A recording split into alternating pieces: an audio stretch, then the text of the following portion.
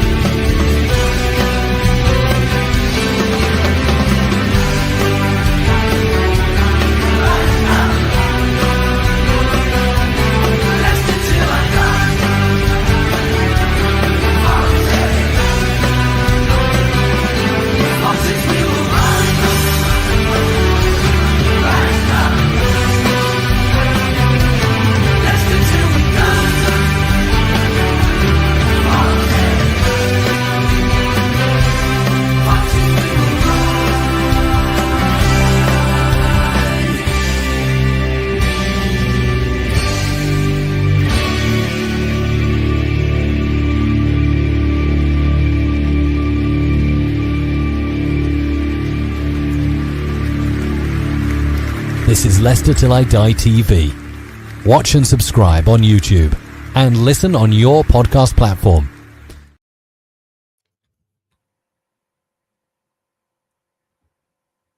And hello, good evening, good afternoon, good morning, good night, good day, goodbye. Hello, welcome along wherever you are in the world. One of those will apply to you. Welcome to the Techno Dumb Show here, certainly for the top half of the University Challenge block that we've got here. And hello to Wayne. How you doing, mate? Hi, Chris. I'm okay, thanks, Chris. If football affects your life in any way, may it be a positive one. Yes. I don't know. Let me just see whether I've still got this here. Actually, I used to have this. I used to have a thing one. If you are affected by any of the issues raised on this book show, please contact the Samaritans. Yeah. If you're a Leicester fan, very, very quickly, Tom Cannon's gone today. Apparently, that will now kickstart our transfer window. We can't get rid of Edouard because we signed a deal that means we can't send him back. They have to ask for him back. So we're paying him 80 grand a week to basically have a wank in the changing rooms. What is good? This club is just disappearing up its own backside, isn't it? We're in a mess, and I think this is the final. If we can survive in the Premier this season, by hook or crook or God's grace, this hopefully will be the last bit of reaching to get in the Champions League. It is a mess, and it shows where we are. The sort of, like, as you say, we're shopping in Quick Save at the moment, aren't we? We are. My God, you're showing your age there. Quick Save. I used to shop in Quick Save. I used to like Quick Save. You get a full basket, can't you, for £5? Yes, yeah, you can. Evening, lads. Cannon gone, route to follow. Funnily enough, Doug mentioned me saying, is Rude going to walk? He's saying that it is no different to what he's been told. But I don't know. I mean, I'll have to say, if he walks, I'm sorry, I'm not actually that bothered with the way the results have been going. I mean, we don't know what conversation. He said he had a conversation and they said they got funds available to support him in the transfer window. But we don't know. What will be interesting is what that conversation entailed, what they talked about. When they said to him, look, if we do go down, would you like the project for a couple of years and try and then build the squad that has got your name on it? You don't know how long they've talked about him staying and what's on his mind. I mean, we thought Enzo was going to be with us for the first season in the Premier, and he just left, didn't he? So that's difficult. I mean, I actually, and I think you said you've seen it. I did the football show on the ITV Player. Do check it out, guys. It's all about Leicester. This week, they're interviewing Mark Albrighton from his home, and they're interviewing some social media king, I believe. It's me about Leicester, and there's been a few quotes that they've put up on the BBC website from there, and one of those, what I said was, if we go down, I don't think we'll be back for 5 to 10 years. It is interesting hearing you've got the really reactionary sort of sort of maybe younger sort of fans that sort of very volatile and very active. But it is good hearing people like yourself, Michael Brighton, to Old kind of is have a what more you say, level isn't view. it? Yeah, Old is what you people, say. and people like Rob Tanner as well, who does. It's Yeah. like somebody questioned it. Oh, yeah, but if we sell Cannon, Everton get 2.5 million, and Rob Tanner said, no, that's not true. Everton won't get 2.5 million. It's, you know, we'll get more than that. So I think Rob does know a bit more, and what he does reveal or say, it is pretty solid, isn't it? Yes, yes. And do also watch a show that I did yesterday lunchtime. I wasn't planning on doing it, but you know when your therapist says it's good to talk. It was just basically one of those shows. I don't know if you've seen it yet. Right? I saw it. So life's a pitch. Basically, I got everything off my chest because I think at the moment, unfortunately, I'm sorry, I love this club to bits, but it is an absolute joke, you know. And what gets me is it's from the top down. Top needs to look at it and get rid of them, and maybe bring in Nigel Pearson as a director of football, because John Rudkin's absolutely wank at it. Signing a player like Edward without a option for us to send him back is wrong. Rude selling players like Tom Cannon that he hasn't even seen yet. He hasn't, because he's not been here. He went out on loan. Why did Enzo agree to the loan and then never? Although when he did play him a few times, he looked okay. Funny thing is, he's saying all these nice things about Sheffield United because he obviously feels welcome there. It's a club that wants him, unlike Leicester. And it's funny, isn't it? Because next season we're going to be in the Championship. Let's make no bones about it. We're going to be in the Championship next season, and he can score goals for fun in the Championship. And we've sold him. And then people are saying, yeah, but he's not a Premier League player, is he? Well, next season he probably will be, because it looks like Sheffield United are in the top two, are going to get promoted. So, Well, wouldn't that be interesting? Yeah, exactly. And yet, we would be in a division where we know he's good at scoring, and we've let him go. This club is basically, they should name it Jerry Cottle United, for those of you that are old enough to remember the circuses. Really, it's pathetic. Absolutely pathetic. But look, I've had a moan, and I'm sorry. I've do some nice deep breathing, Chris, and count to 10. I tried that once. I got up to 6,784. Still didn't feel any better. It wasn't that much of a rant. I thought it would be a lot. That wasn't much of a rant. John, did you see the show the other day? That was a rant. I had to actually put an 18 certificate up. I think I swore once or twice, didn't I, John? Wayne, I mean, sorry. Really? It's not like you, Chris. It wasn't, was it? No, it wasn't. I don't know how many people I call wankers, but there we go. And Rob Tanner sort of says, we're still 48 points to play for, and we're only a point off safety. Woohoo! Yeah. With one win will take us. Where's that win coming from? I think we've got a chance, haven't we, this weekend? Amazingly. But I went back and watched that show that you did with Rob Tanner, when he talked about who does the hiring, what does Susan Williams do. And that was interesting I wanted to just go back and refresh myself on sort of the way it works. And I thought Rob really sort of explained things really clearly there. But even he lately, I think, and people who are more moderate, is thinking, you've got to look at some of the decisions in management, and not in maybe choosing some of the players, but the contract side, like your Edward Mess, even how the club are handling the younger. I don't know whether Steve Walsh was in charge of that for a little bit, but he's moved on. But the way they've handled the young kids, it's not. I don't think that's good enough. to be honest. Oh, we're pulling them all back. They're all coming back. Ben Cover, is it Cover? He's come back. But let me just say, because I'm going to give you some games here. Tell me where you think this win's going to come from. Tottenham away, Everton at home. Forget the FA Cup.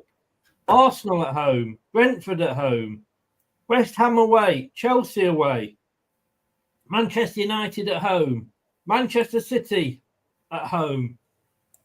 Are we going to get a win from any of those? I don't think we are. I think we might, Chris, to be honest. I do think we've got a good chance this Saturday because Spurs' form is absolutely woeful. Yes, it is. It is 100% agreed. But look, any club that's struggling, come along to Leicester. Yes. Points. Don't say anything like that, Chris. I wanted to try and keep you positive. But you're absolutely. Well, it was Wolves, wasn't it? We did it with Wolves. Yeah. We did it with Palace. And look at the run that Palace has gone on since. I know. I mean, it just...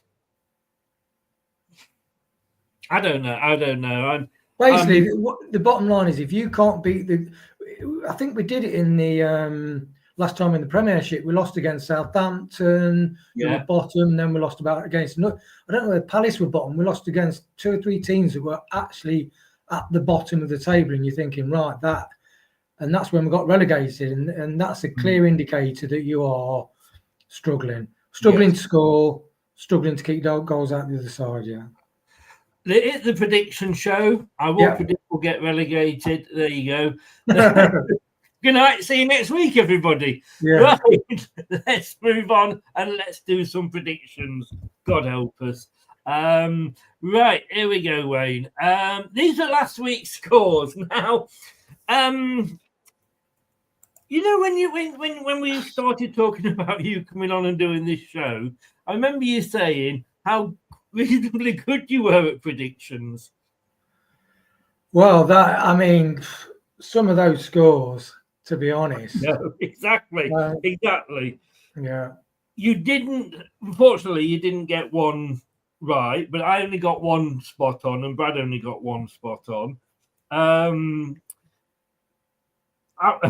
look, do you know when the first result came out? I thought, oh my God, here we go. Yeah, 4-1 to Bournemouth. I didn't watch it or anything. I'm like, what? I mean, Bournemouth having a damn good season and well done to them, but I was not expecting that. I watched 2/3 of that game. Bournemouth were absolutely on fire. Maybe we could do with watching them. The club. Liverpool beat Brentford. Probably not the biggest surprise. That's where Brad got his 3 points from. We both got that right as well. Leicester, Fulham. Can I just say I got a point because I predicted it. You did you say 2-1, Chris? Sorry? Did you say 2-1? No, I said 3-1. Right. Bloody Leicester can't even lose properly, can they? No. What's useless. Absolutely useless. It's the gift that keeps taking away, doesn't it? It is. Crystal Palace beating West Ham. None of us got that right. You went for a draw, as did Brad, and I went for a West Ham win. Arsenal Villa. You may remember with this one that I changed my mind about 3 times. Yes. But I did end up going for a 2-2 in the end. So I actually got that one spot on. Get in. Arsenal were coasting as well, really. Yes, that was... I couldn't believe I actually got that. And then Brad tried to tell me he couldn't see the answer. Everton, Tottenham. What? Who? Where? What's going on with that one? 3-0 up. I know. Crazy. Spurs are... ambulance were very busy at Goodison Park with everybody fainting. Exactly. Was that before Moyes was appointed, wasn't it? No, that was Moyes' first game. Right. Yeah. Yeah, I have to say I can't even see us beating them when they visit us. But Man United, Brighton, that was the one bright spark of the weekend because I actually watched that with 3 Man United fans. My brother-in-law and his 2 sons. And can I just say that they were not happy chappies. And my brother-in-law got up and walked out the room with 5 minutes to go. I've got to say, you got the 3-1 right, just the wrong way round. Oh, terrible. Forest Southampton, we all got a point, but Southampton, fair play to them, nearly came back with that one, didn't they? Yeah. Thank you, Manchester City, because you have brought Ipswich's goal difference to within spitting distance of ours. Do you remember me saying just recently the one thing that would now do us could be our goal difference, because at the start of the season it wasn't too bad. 25 we're on, minus 25. Ipswich are now minus 23. Thank you, Manchester City. Yeah. But you actually went for a 2-2. I know, crazy. I did think, I mean, Ipswich have got stronger, but they are getting beat regularly again. Yeah. Yes, I think they may have had their moment, Ipswich. But look at Manchester City, like you say, lost in the Champions League. Yeah. It's going to be interesting now whether they can get in the Champions League or not. Yeah. And then Chelsea Wolves, 3-1. we were literally, it was 3-1. Brad went 3-0. You went 3-2. I went 4-1. Talk about three dart players trying to hit the ball and going all the way around it. Yeah. But you got a very respectable 3. Brad and me managed to get 8. So obviously one dead on. You're being too kind there, Chris. That's a crap score, isn't it? I was being polite. Basically, my predictions are mirroring Leicester's season, aren't they? Well, I'm doing the Great Escape at the moment.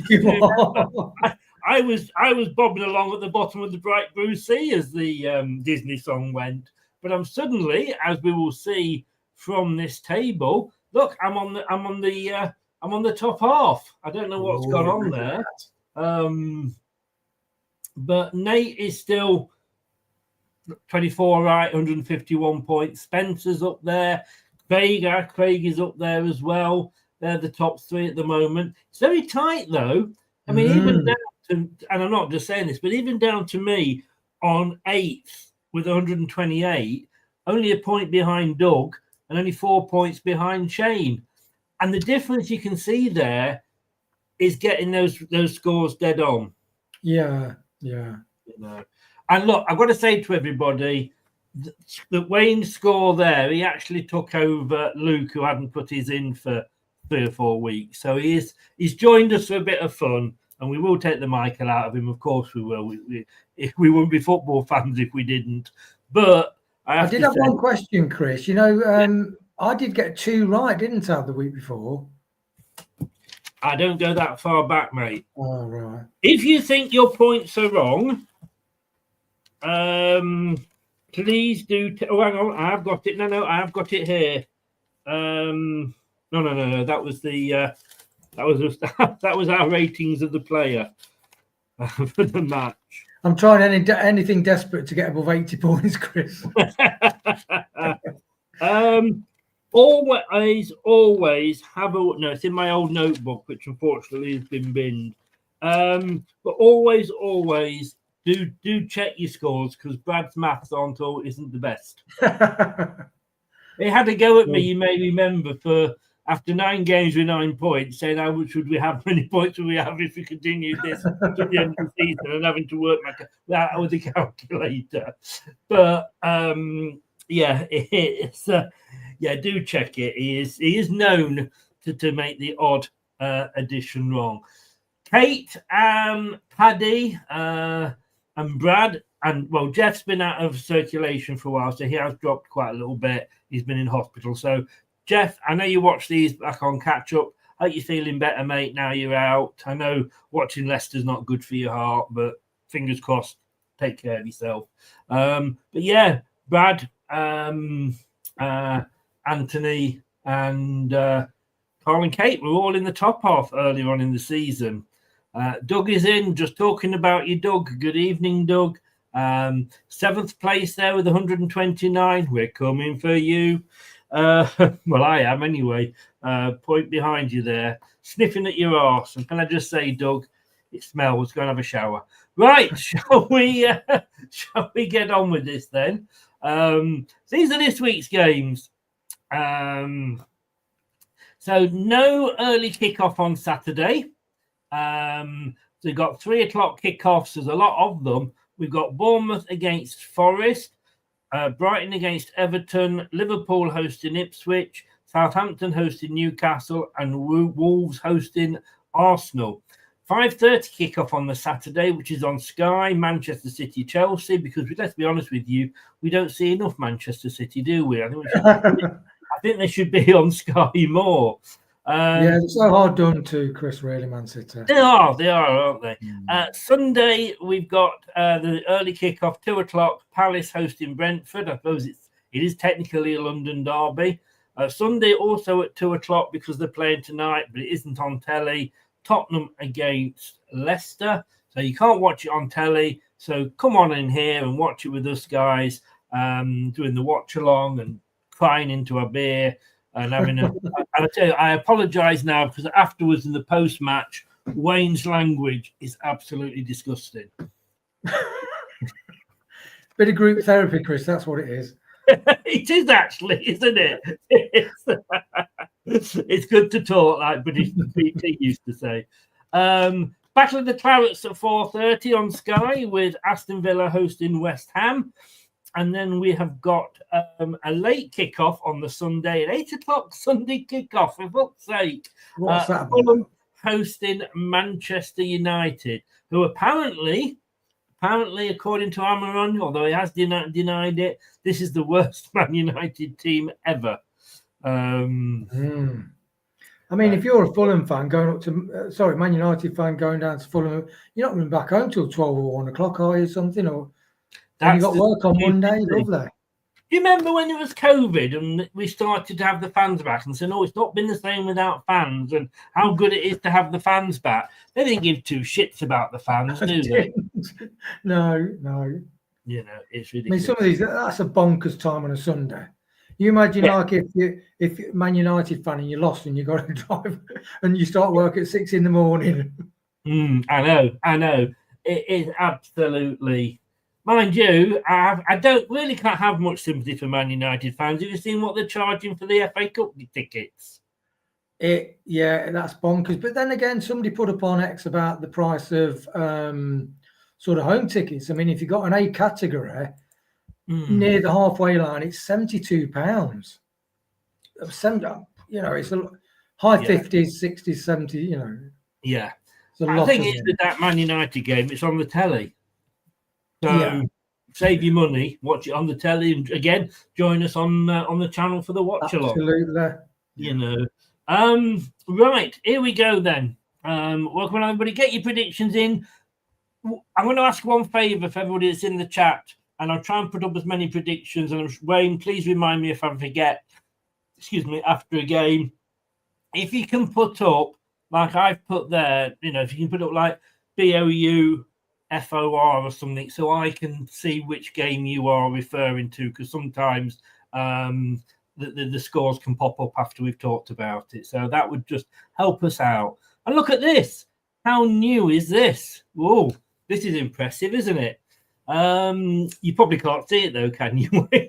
Yes, I can. I got on full screen. Yeah. Right.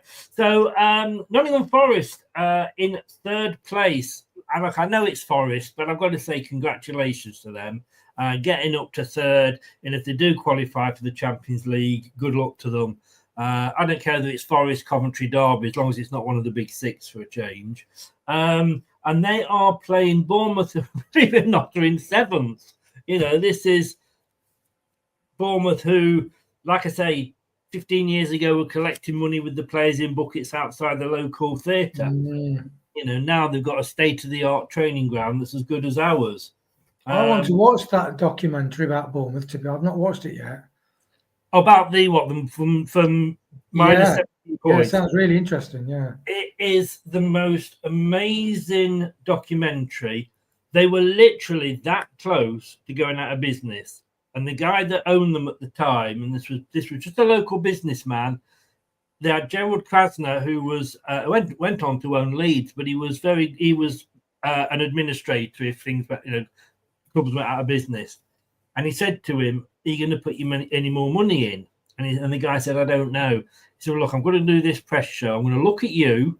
So when I say there, and if you nod, I will save the club. And if you shake your head, it's out of business. It's gone." Wow. And he literally did the press conference, said, "Are you going to put any money in?" That sort of thing. And he looked at him, and the guy nodded his head, and the club was saved. And the rest, as they say, is history. Yeah, that's why you do have affection for clubs like Bournemouth, don't you? Yes, you do. You got, and I mean, I do because I'm down here, and the training ground used to be like half a pitch at the side of the main stadium. They don't own the car park at the ground; it's owned by the council. Right. It's but it's only a small ground as well, is it? About 12,000 people. It is, because they can't expand because the ground around the ground is owned by the council. Right. That's the thing. But the state-of-art training facility they've got is as good as ours. It will be when it's finished. So watch those two documentaries. Last two games have been draws. The one earlier on the season was a 1-1. And if you look at the last outings, Bournemouth, I don't know, but well done to them, beat Newcastle. They drew with Chelsea. They beat Everton. They drew with Fulham, and they drew with Palace.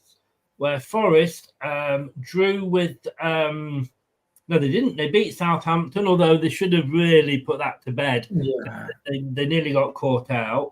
Drew with Liverpool, but they'd already beaten them earlier in the season, of course. Wolves, they beat Wolves 1-0, and they beat Everton 2-0, and they managed to beat Tottenham 1-0. So, how do you see this going? Well, it's just a shame to start off with two clubs that are quite clearly struggling, Chris, to be honest. I mean, look, WDDWDW, not as far as WW. You get all that when you go on the BBC Sport website and they're all green or, all greens. Yeah. You're thinking they're on a good run, and they're just two brilliant teams. We'll get to Leicester, and there'll be plenty of red.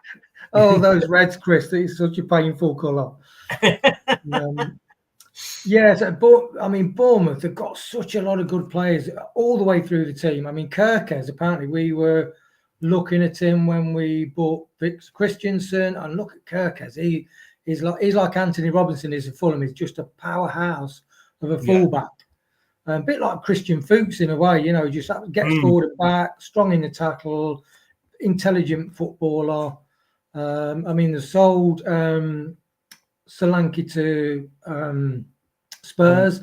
And me and brother talking beforehand, because we do fancy football, we thought they'd really struggled this season, but they're just doing brilliantly. Yes. Forest, they don't let many goals in. They're a really solid team, good athletic, clever, attacking fullbacks.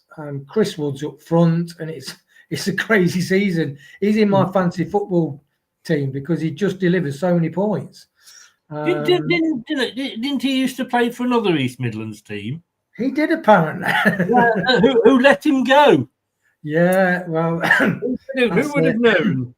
But I think this is going to be, I'd say a 2-2. You're going Desmond straight out the block there. Straight away, Chris. Yeah. Well, Brad has actually gone Bournemouth 0, Forest 2, which I'm surprised at because I've agreed with you and I've gone for my first Desmond as well. And I've actually gone 2-2. Right, let's have a look at what people have been saying. Because I think, look, they both can score goals. And I just think it is going to be an end-to-end. I really, really do. Let's just see. It's going to be interesting where these are positioned, where the Forest sometimes play a bit carefully because they are. You're thinking, do they go for wins or do sometimes they think a draw is okay? Yes, yeah. Well, Doug has gone. He's gone for 2-2 as well. Chris Wood is a journeyman. Yes, he is. But what a journey! Is the sort of, let's be honest with you. If we could have him now, we would bite his hand off to get him, wouldn't we? Absolutely.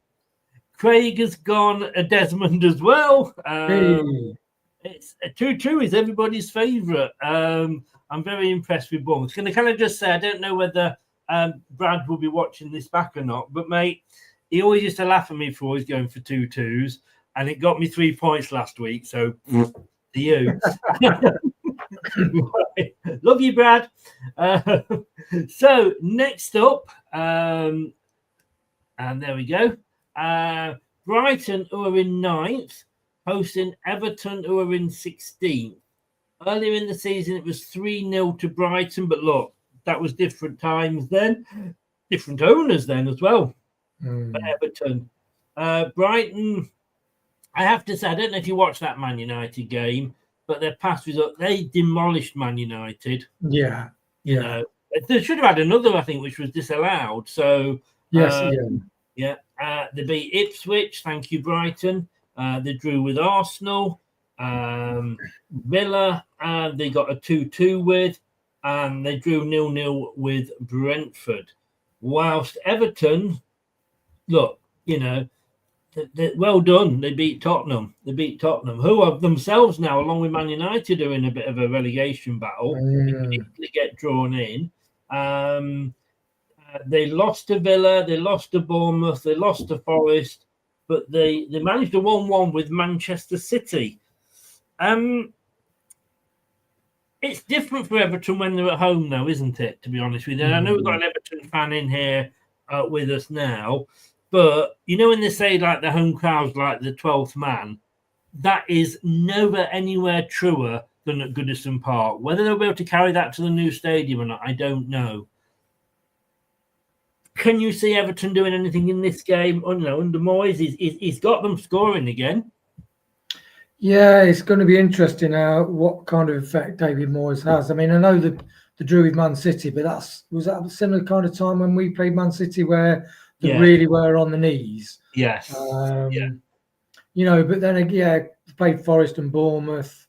I mean, they've got some great people. It's whether some of the players are getting a bit old and whether they need a really good refresh. And the stadium thing is spot on, Chris. I mean, the atmosphere of West Ham when they first moved to that stadium, the atmosphere is supposed to be absolutely awful. Yeah. So, yeah, Brighton, they're just technically a fantastic side, Brighton. But they have been struggling to score a little bit, I'd say, because I used to have 3 Brighton players in my fantasy, and now I've only got 1. Because, João Pedro's gone off the ball, Mitoma's gone off the ball. So, but I say Brighton will beat Everton 3-1.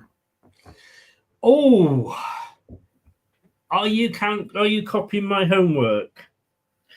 No, I'm certainly not, Chris. Just checking, you copying mine? Well, I'm letting you go first. I had written mine down first, and I wrote this down, and then I thought, no, do you know what? I think it could be 3-1. But I'd already written it down, and so I'm going to have to stick with that. So I'm going to go 2-1 to Brighton. Because they're off the ball. Everton are very good defensively, aren't they? They're solid team. Yes. Yeah. So I'm going to. Brad has gone 1-1. Oh, I know. That was I had a sharp intake of breath as well.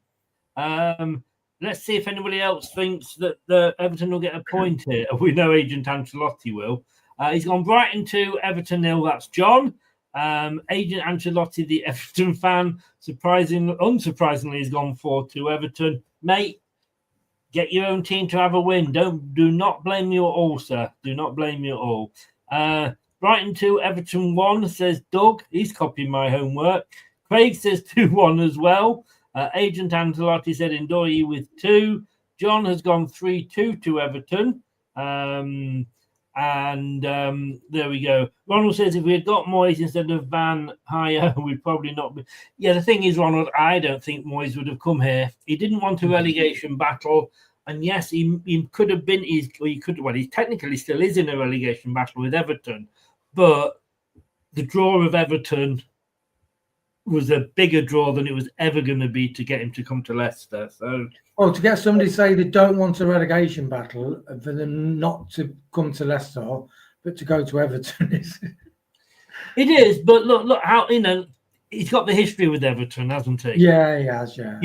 That's the thing, and that is why I think he went back to Everton. I like David Moyes. I would have had him on either of the last two occasions. So, right, okay. So next up, it is Liverpool hosting Everton, the red half of Merseyside now. Let me just get it up.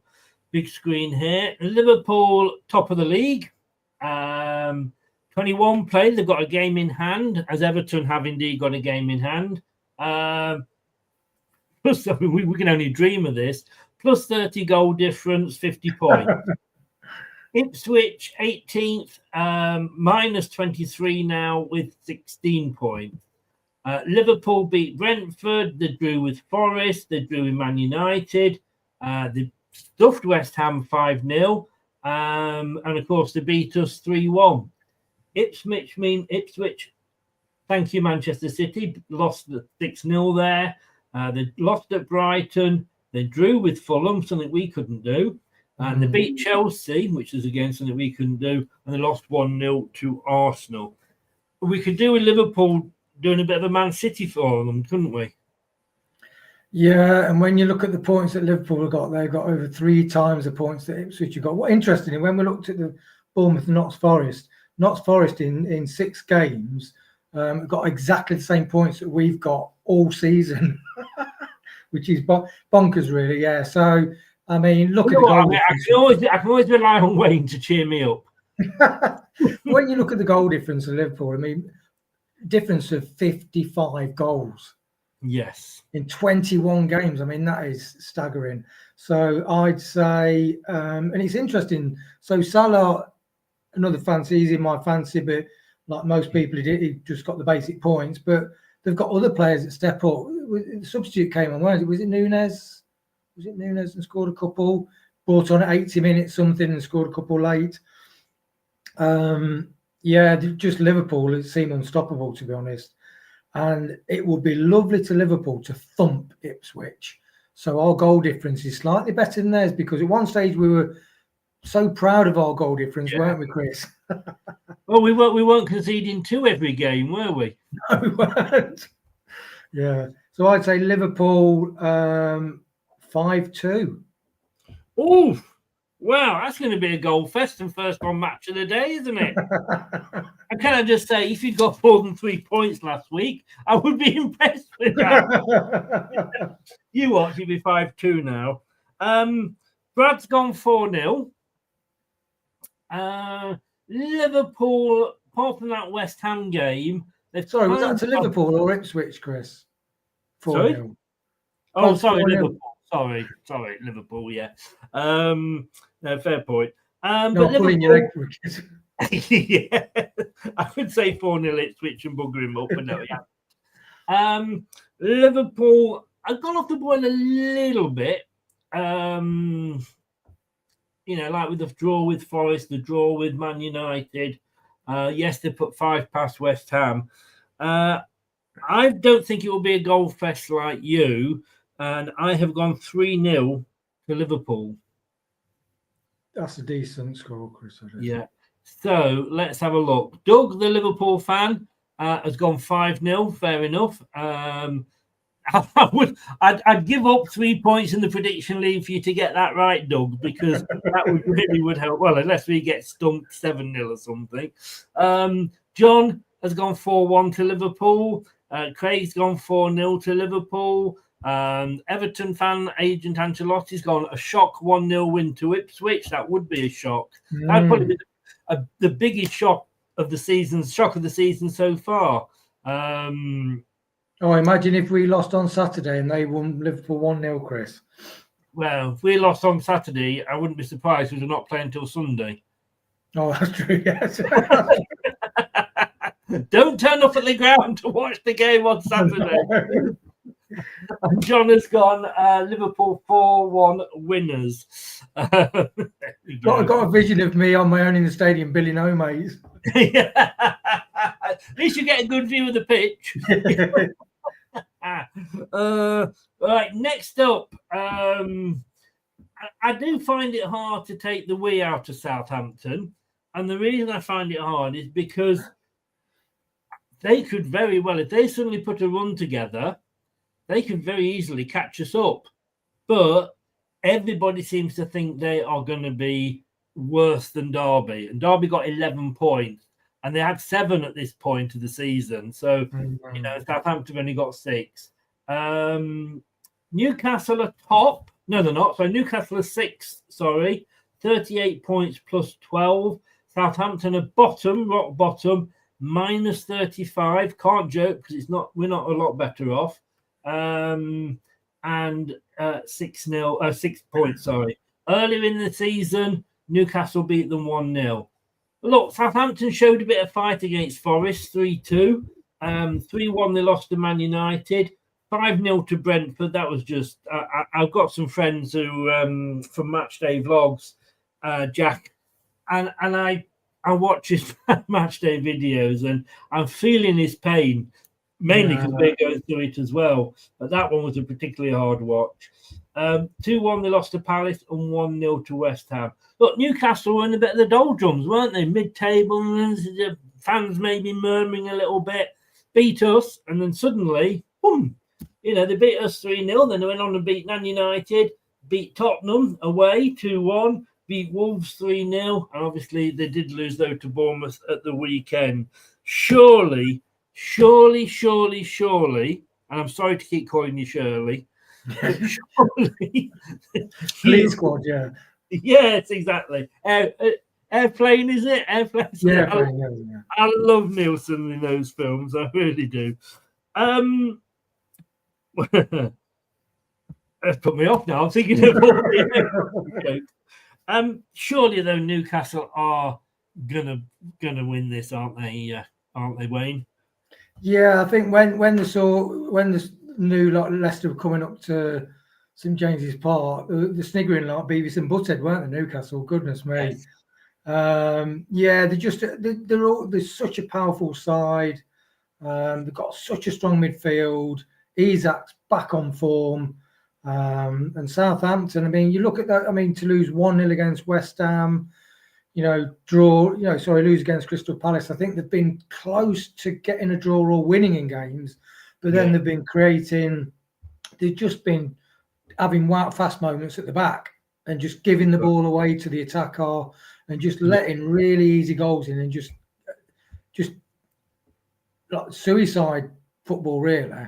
But I think now it's a cumulative effect, isn't it? Like our squad, the confidence is low. I think they're half expecting to get beaten, and I think Newcastle, although it's they're away, I think it will be. I'd say 4-1 to Newcastle. Oh, okay. Well, Brad decided to go big or go home with his predictions this week. You'll see why. He's already gone 4-0. He's gone 6-0 to Newcastle in this one. He's doing his best to get a 3-pointer, isn't he? So he's gone 6-0. It's at Southampton, and they have shown a little bit of fight. I think, like us, they should be plotting for the championship. I have gone Southampton 1. I think they will get a goal because it's at St Mary's. So Southampton 1, Newcastle 3. Right. Don't you think it's strange to sack Russell Martin because he'd be a great manager if they went back down anyway? You know, it's just... The thing is, you've got to try and just do everything you can to keep up, haven't you? That is the problem, you know. And you don't know when you sack a manager whether that, look, how excited did we get about Rude? You know. Exactly. Say no more. John has agreed. He's gone 3-1 Newcastle, as indeed has Douglas. He's gone 3-1 as well. Craig's gone 3-0 to Newcastle. The Everton fan, Agent Angelotti, has gone 2-2. He said 2-0 up and then get pegged back. Right, so that would do us a favour. So we're asking Liverpool. Well, so far we don't care about Bournemouth and Forest. So far we're asking Brighton to do us a favour, Liverpool to do us a favour, and Newcastle to do us a favour. Mm-hmm. So let's go the whole hog and let's ask Arsenal to do us a favour, shall we? Because they are travelling to Wolves, who had a very good new manager bounce. Unfortunately, it was against us, but they have gone off the boil. You know, their spring has sprung, as they say. Zebedee is back in his box. Arsenal, who are doing what Arsenal always do. They're sitting there in second place with 44, doing the best to throw it away. Wolves are down in 17th, minus 19, so not as bad a difference, but 16 points. Earlier in the season, it was 2-0 to Arsenal. Wolves recently lost to Chelsea, but they did go ahead in that game. Newcastle beat them 3-0. Forest beat them 3-0. They could only Tottenham could only get a draw 2-2, and they actually beat Man United 2-0. That was the second of the games when the new manager took over. Arsenal drew with Villa, having been up. They beat Tottenham in the London Derby. They drew with Brighton. They drew with Brentford. They beat Brentford.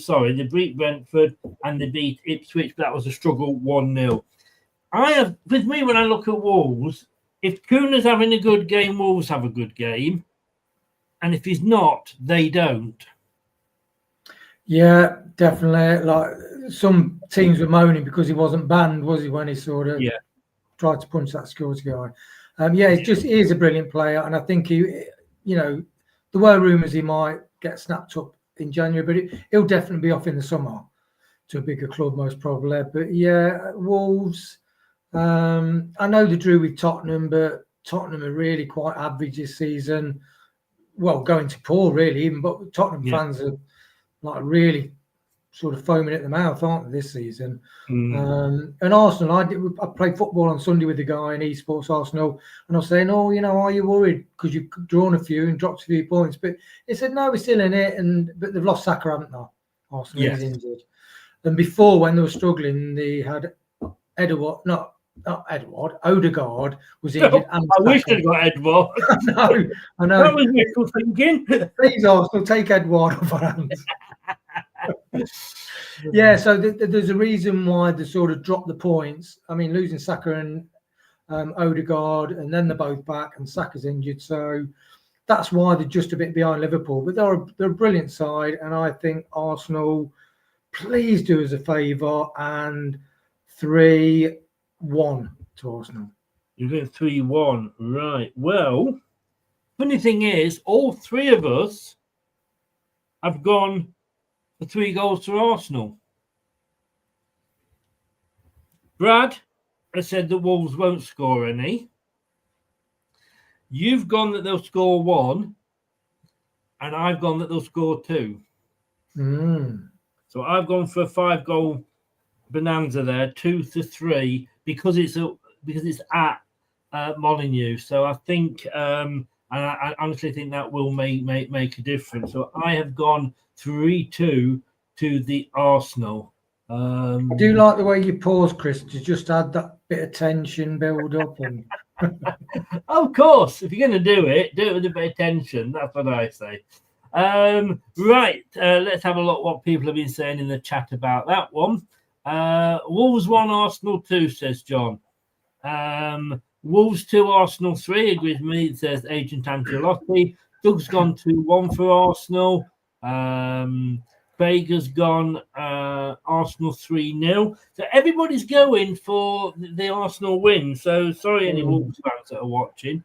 Right, the last game on the Saturday. It's a 5:30 kickoff. It's on Sky. Like I said, we do not see enough Manchester City or Chelsea on the TV, so let's see a little bit more of them. Man City, who are spending a fortune in this window. How? I don't get, because they don't have brilliant crowds, do they?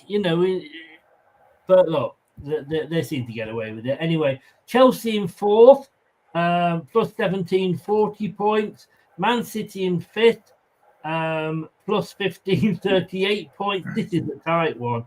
Chelsea 0, Manchester City 2, earlier on in the season when they played together. Look, we know Man City put 6 past Ipswich. They drew with Brentford. They beat West Ham 4-1, 2-0 against us, and they drew 1-1 with Everton. Chelsea 3-1 against Wolves, 2-2 with Bournemouth, 1-1 with Crystal Palace. They lost to Ipswich 2-0, and they lost to Fulham 2-1. They're not quite firing on all cylinders, Chelsea. However, you know, I think the fact, you know, you could say you could say Enzo Maresca is his first season. Yeah. I can't believe Chelsea going and buying players. Why? You know, where are they going to get change, for God's sake?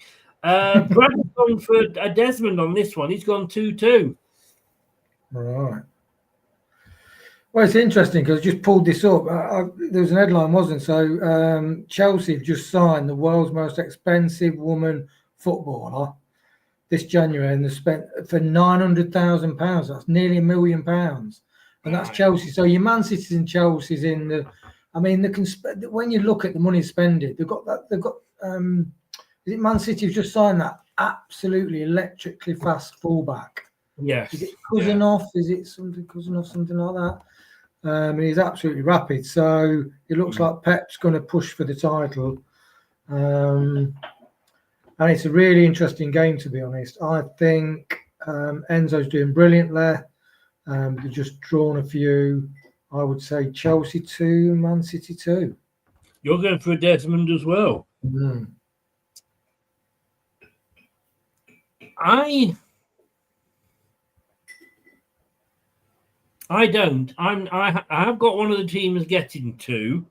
And again, I'll kick myself if this is 2-2. Because I so nearly went 2-2.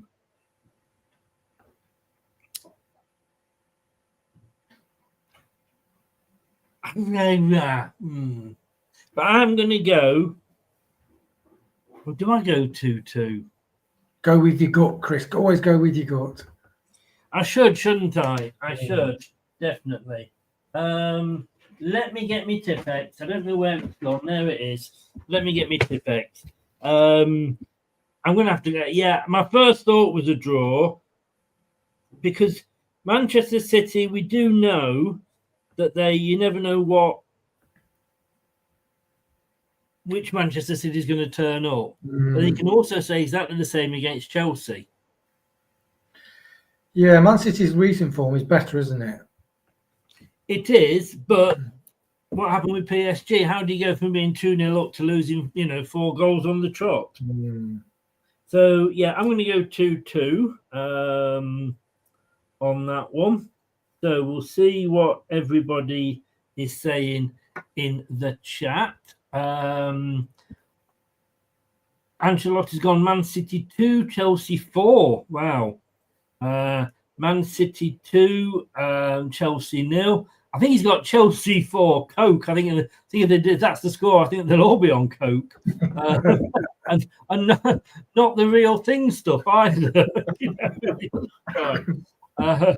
John's gone 2-0. What I was going to say was Cole Palmer back. 1-1 draw, says Craig. 3-1 to Manchester City. As Doug says there, both sides are inconsistent with each other. Enzo's post-Xmas slump again. Man City to win 3-0. Chelsea have lost £900 million in losses in last 5 years transfers. Wow. It's scary, really. It's scary.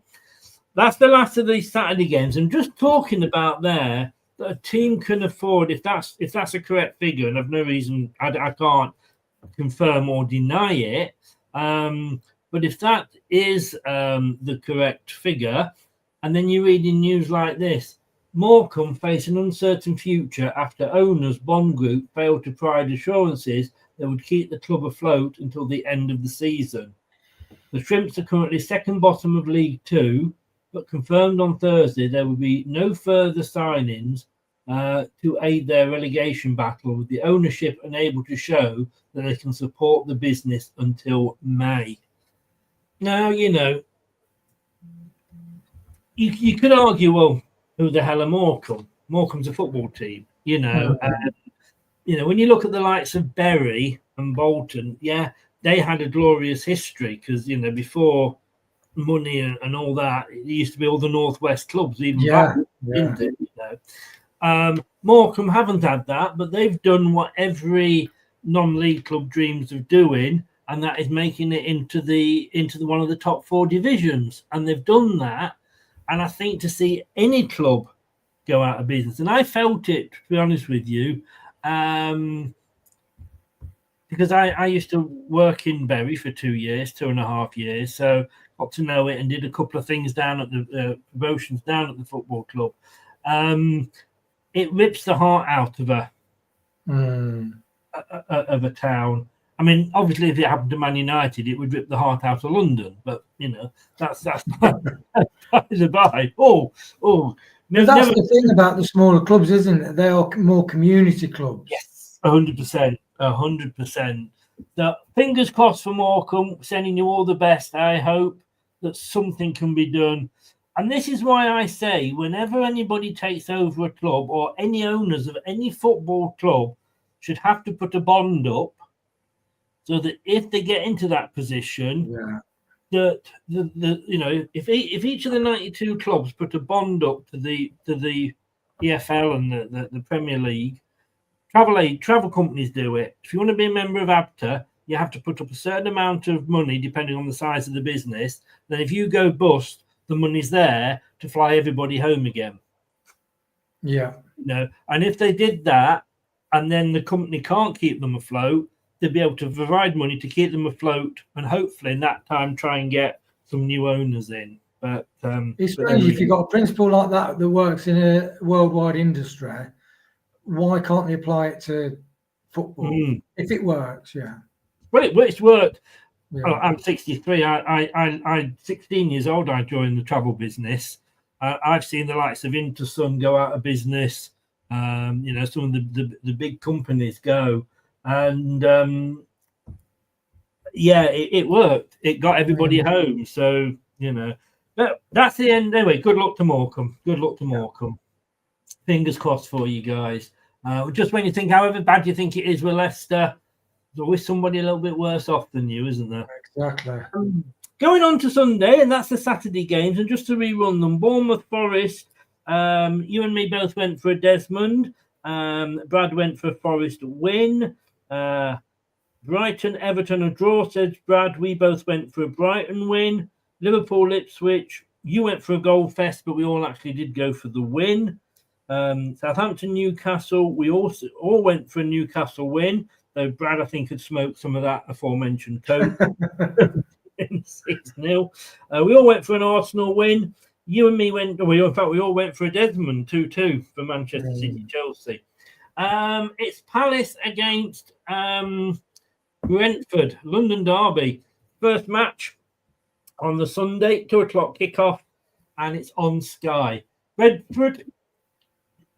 Excuse me there. Brentford in 11th on a +1 goal difference, 28 points. Crystal Palace, we've turned things around recently, -3 goal difference, but in 12th place, only one place before, and only a point behind on 27. Brentford won the earlier match in the season 2-1, and in their recent games, Palace beat West Ham, they beat Leicester, drew with Chelsea, beat Southampton, and drew with Bournemouth. Brentford, meanwhile, lost to Liverpool, drew with Manchester City, beat Southampton 5-0, and that was Brentford's first away win of the season. And then they can understand why the Southampton fans were a little bit peed off. They lost to Arsenal, and they drew with Brighton 0-0. 3-0 to Brentford, says Brad. Do you go along with that? Sorry, 3-0 to Brentford. He's gone 3-0 to Brentford, yes. No, I can't. You look at Palace's form. I mean, my goodness me. In the last 5, drawn, won. So they were when we played them we could have gone clear of Palace, couldn't we? Remember when we played them? And they just completely turned it around. The managers seems to be working now. I think Palace have always been a good, athletic, loads of young, sort of up-and-coming kids that get signed on to bigger clubs. Brentford, yeah, that was away, but I think this is going to be 3-1 to Palace. Ooh. Okay, very nearly. We go close again, Wayne. We've got a bit of telepathy going on here, or what? It's disgusting, Chris. We've got to change it. we have. 2-1. I've gone, and that is to Palace. I think, yeah, like you say, Brentford. Look, yeah, they won 5-0 away from home, but it was Southampton. No disrespect to Southampton. Yeah, so I've gone 2-1, as indeed has John. Craig's gone for a 1-1 draw. Agent's gone 0-0, and Doug has gone for a 1-0 Brentford win. So he's going out on a limb with that one. Now, he's only out on a limb. He's agreeing with Brad. Normally, of course, the next game would be Tottenham versus Leicester, but we don't want to do that yet. We don't want to give you that. We want to give you Aston Villa versus West Ham, and we're going to keep the Leicester game as we always do until the end. So let's have a look at this one then. Let me bring these details up in big writing so I can see, because I am old. Aston Villa in 8th, doing reasonably well in the Champions League. 36 points. West Ham 10 points behind them on 26 with 14. And earlier in the season, it was 2-1 to Villa. But of course, they didn't have the magic of Mr. Potter in charge then, which they do now. And I understand why he's gone to West Ham. Whether he's still got a home in Brighton or not, I don't know. But if not, he's going to have either a home in Brighton or London. And Brighton is certainly commuter belt to London. So I get why he's gone to another London club. But Villa's recent results, look, they got that 2-2 with Arsenal. They beat Everton 1-0. They beat us 2-1, of course. They drew 2-2 with Brighton, but they did lose 3-0 to Newcastle. West Ham, meanwhile, lost to Palace. That was a shame, Potter, wasn't it? Beat Fulham 3-2. That was a fairly good win for them, to be honest with you. Man City beat them 4-1. Liverpool put 5 past them, but again, this is pre-Potter dimes. They only managed to beat Southampton 1-0. I've got this as the goal fest, 4-2 for Villa. Wow. How do you see this going? He says. Yeah, I think Villa, I mean, their struggles coincide with them playing in Europe, doesn't it? Yes. It's like when we're in the Champions League, we struggled the pits, weren't we, in the league? Because unless you're the top 2 or 3 teams, you play in Europe. The players you haven't got a squad, have you? No, you haven't. So I think Villa is still a strong side. Ollie Watkins has gone off the board a bit as well. But they've got a really good team. And yeah, definitely. West Ham, it's interesting because although they've had a surge in points, you look at the results, sort of 3 losses in the last 4, and you're thinking, they're not actually out of they might get clawed back. But I think Villa will definitely beat West Ham. I think it will be a 2-1 to Villa. Ooh, okay. So Brad went 4-2 to Villa. You've gone 2-1 to Villa. I also think it'll be a Villa win. And I've gone 3-2 to Villa. I think it'll be a tight one because of that post-European weekend game thing. I think they will struggle, but they might just nick it at the end. Right, let's see what people are saying about Villa. Agent has gone Villa 1, West Ham 0. Douglas has gone 2-1 to Villa. John's gone for a Desmond. He's gone 2-2. And Craig's he's agreed with you. He's gone 2-1 to Aston Villa. Now, believe it or not, we did say earlier, this is 7 o'clock on Sunday night. I may have said 8 o'clock earlier, I can't remember. think I possibly did. An extra hour sleep, 6 hours instead of 5 hours. Yeah, I didn't update it from the Monday at 8. It's 7 o'clock. Sorry, guys, 7 o'clock. I'm sorry. Pashant's just come in. Another why they're 3-0 to Villa, he says. Yeah, so it's actually 7 o'clock. It's on TNT. It's Fulham hosting Manchester United. Fulham in 10th with 33 points, +4. Man United in 13th, 26 on -5. Earlier on in the season, it was 1-0 to Man United under Ten Hag. Do you remember when Man United was singing 11 Hag? I don't know. Fulham's latest results beat us 2-0, obviously. Lost 3-2 to West Ham, drew with Ipswich, drew with Bournemouth. Both of those were 2-2s. And Fulham beat Chelsea 2-1. Man United lost to Brighton 3-1. Did beat Southampton 3-1. Drew 2-2 with Liverpool. It does annoy me when clubs go up for the big games but can't produce it. You know, that's their biggest rivals. That's the game that they want to turn up for that. They lost to Newcastle and they even lost to Wolves as well, 2-0. Brad has gone Fulham 2, Man United 1. When I have just written my score down, but what do you think? Yeah, and that's a frustrating thing when Man United lose 2-0 against Wolves. For us City fans, that's disgusting, isn't it? That's not good enough for us, is it? No. Very true. I think Man United are struggling, Chris, to be honest. Whether this new coach, I mean, every year I speak to a couple of Man United fans and the face the season with hope, make a load of new signings, another new manager, and the just hopes get dashed.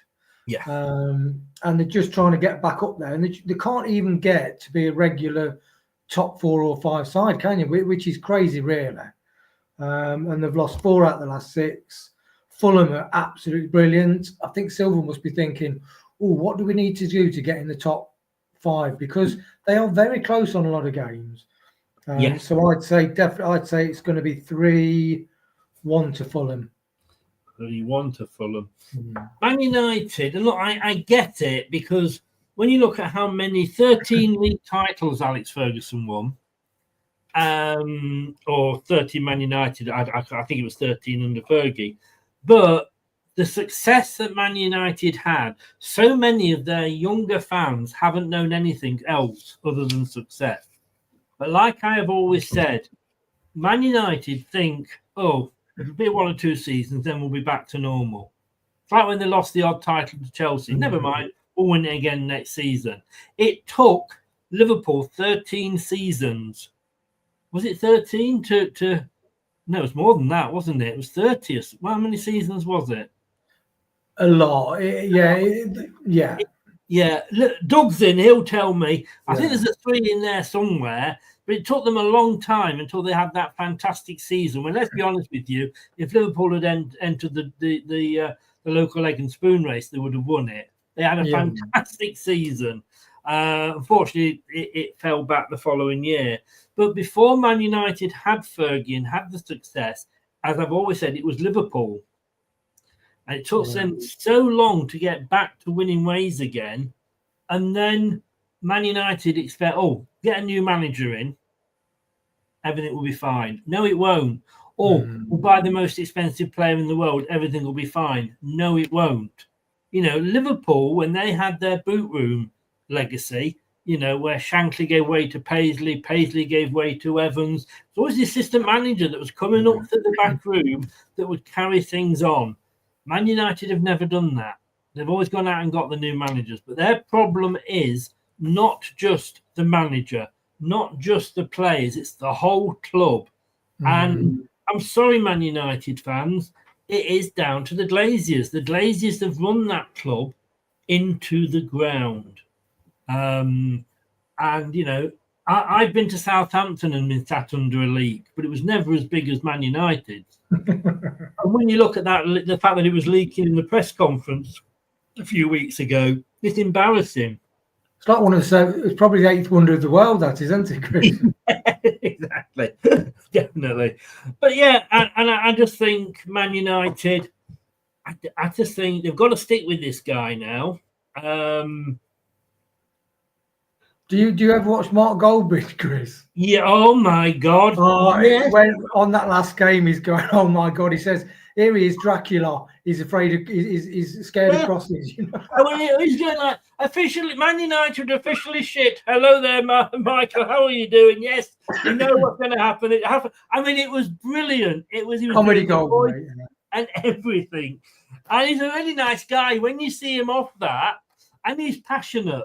He is passionate, as we all are about our clubs. And it's just the fact that it is, you know, if he was like that again about Villa or somebody, we wouldn't wind him up as much probably. But he's just, that was just fantastic. But even he's, you know, I mean, they equalised and he went, "Oh yeah, Amarin's back," and he went, "No, maybe we shouldn't get too excited." You know, It's like my brother said. He said some people swear and they swear aggressively, but he swears and he's funny. He's just a funny guy, isn't he? Yeah, no, he is. He is, and that's why he's making the money that he's making off it. Yeah. You know? I have gone now. Believe it or not, like I say, just to recount the last 6 Fulham games, the last 5 Fulham games, they got 2 against us, 2 against West Ham, 2 against Ipswich, 2 against Bournemouth, and 2 against Chelsea. Wow. So it won't surprise you to say that I've gone Fulham 2. I'm not stupid. You know. The clues are there on the screen, mate. I've gone Fulham 2, Manchester United 1. So I think Manchester United will lose, but I just think Fulham are going to get 2 goals. Yeah. What did Brad go for, Chris? Brad went the same as me, 2-1.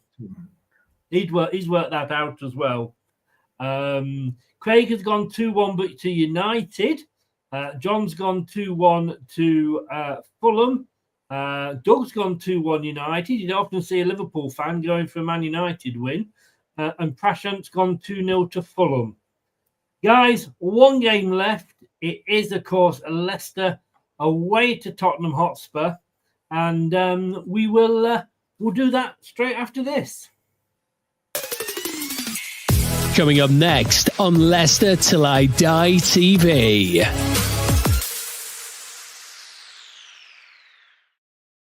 Six o'clock tomorrow, ladies and gentlefolk.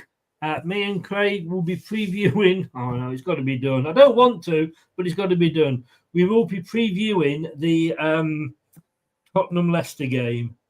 I don't think that's a show full of optimism, is that, Chris?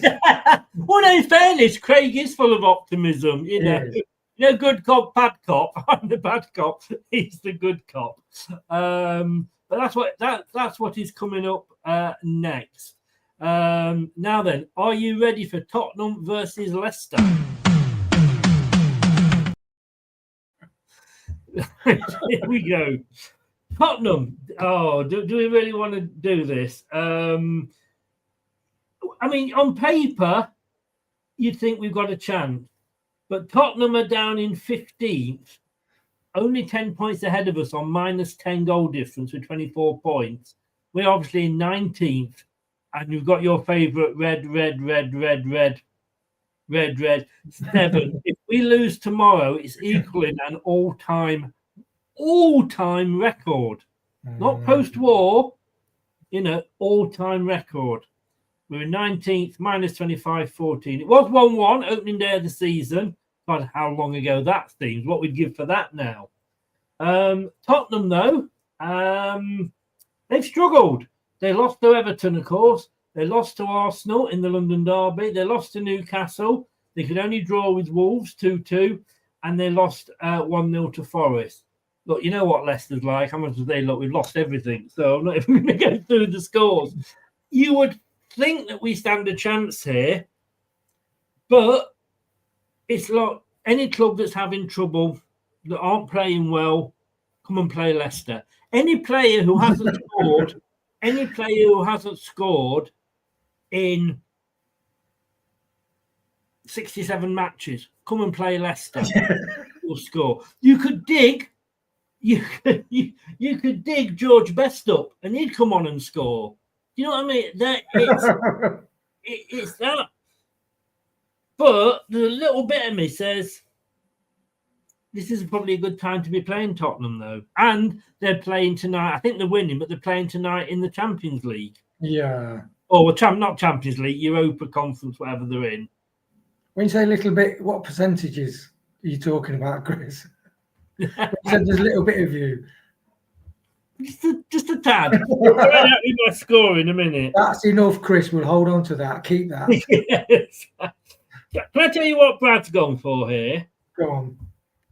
And I've got to say, I know I've just played the EastEnders dum dum dum dum dum, but I have to say this about Brad's one. Well, I don't believe it.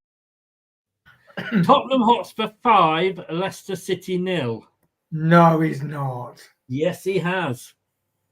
Now, can I just say, last week, you know, when I predicted Fulham to beat us, I went 3-1, which was a 2-goal difference. And as it happened, it was a 2-goal difference.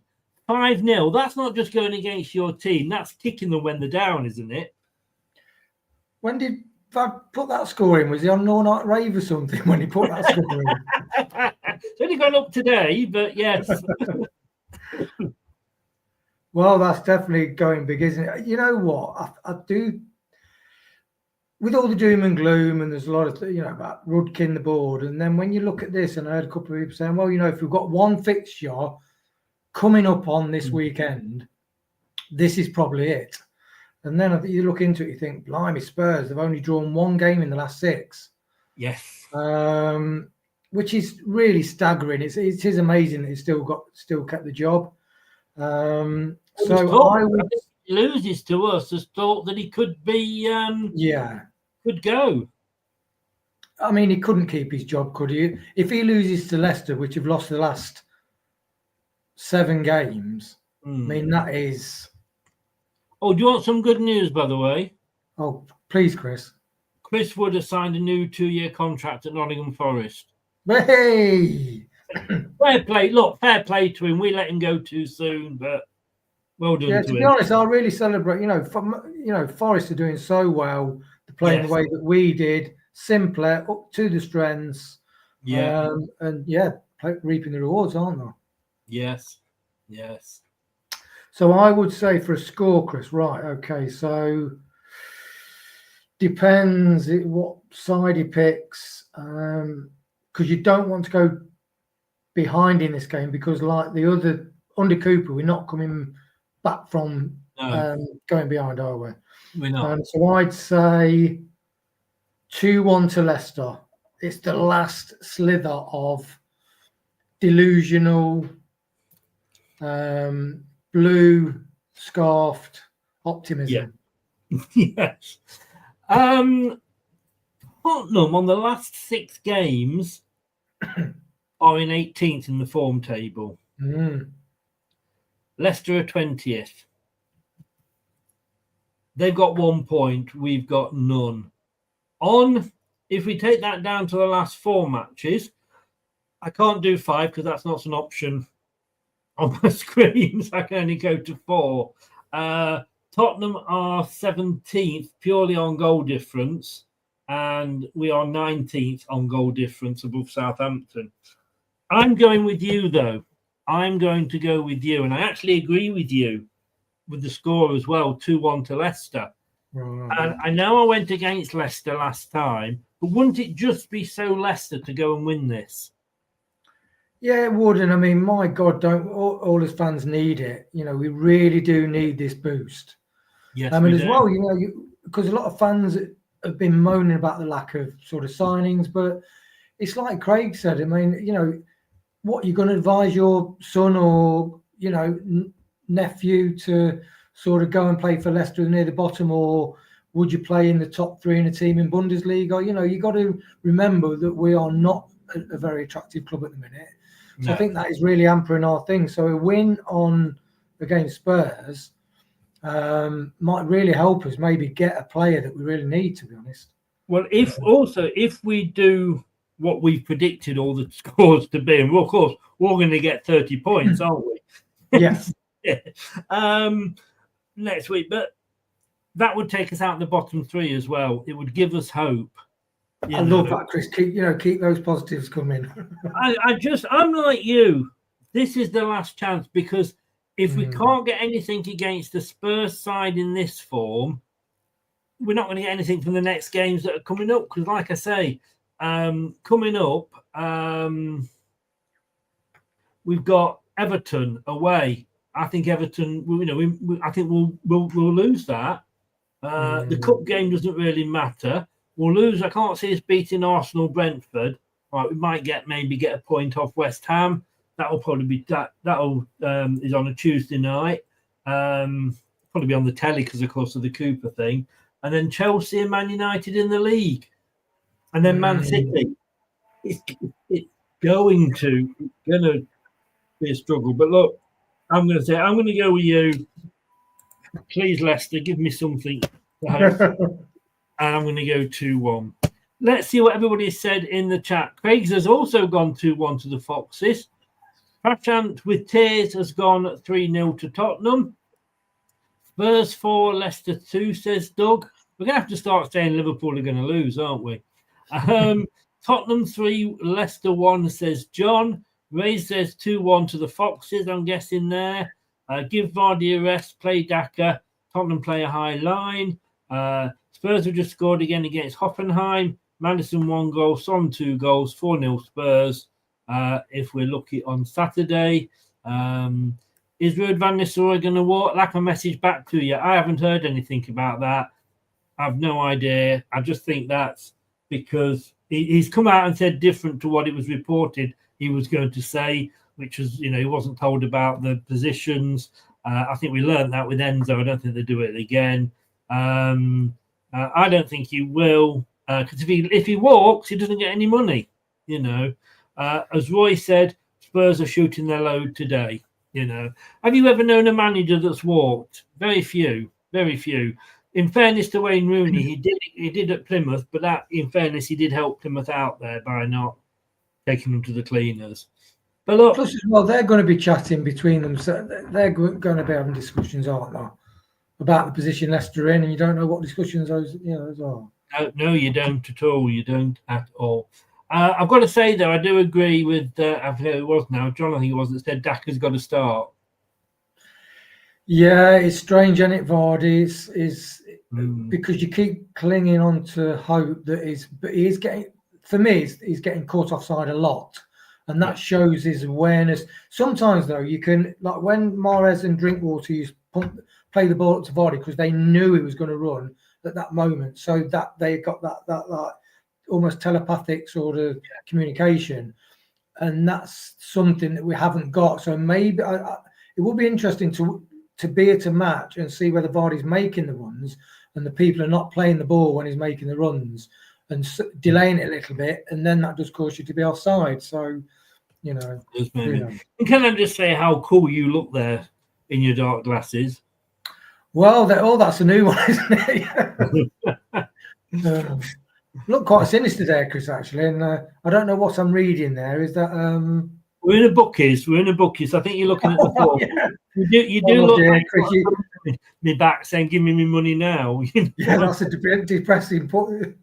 Yeah, Wayne, thank you so very much, mate. Ronald says you are more optimistic than me. I have no faith in this manager. All I'll say is three words. Well, 2 and a bit. Martin O'Neill. So you never know.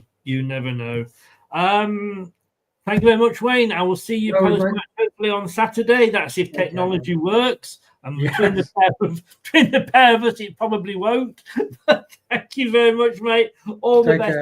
Everybody that's been in the chat, really do. Oh, he's gone early. I wasn't expecting him to go that quickly, if I'm honest with you. Let me remove that. Let me just do this and do that. There we go. So thank you very much to everybody that's watched in. We will be back tomorrow at 6 o'clock with the preview. He's going to pick 2 teams. One that will stick with the formation that Ruud does, 4-3-2-1, 4-2-3-1, sorry, and then his own formation. Be interesting.